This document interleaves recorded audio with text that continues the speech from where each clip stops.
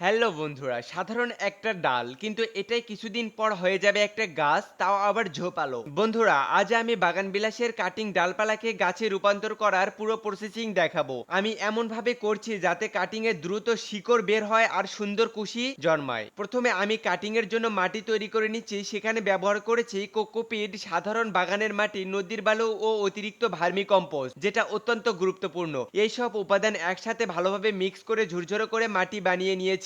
আর বিশেষ করে aloe vera gel, এটা প্রাকৃতিক রুডিং হরমোন এর কাজ করে। বাগান বিলাসের কাটিং গুলো প্রায় 2 মিনিট অ্যালোভেরা জেলে ডুবিয়ে রাখলাম যেন শিকড় দ্রুত বের হয়। এখন ছোট ছোট পলিথিনে আগে থেকে তৈরি করা মাটিগুলো ভরে নিচ্ছি। তারপর কাটিং এর নিচের অংশ একটু রুড হরমোন ব্যবহার করে একে পলিথিনে লাগিয়ে দিলাম। রোপণ শেষ হলে সুন্দরভাবে পলিথিনের মুখটা সুতা দিয়ে বেঁধে দিলাম যেন মাটিটা ঠিক আর্দ্রতা ধরে রাখে।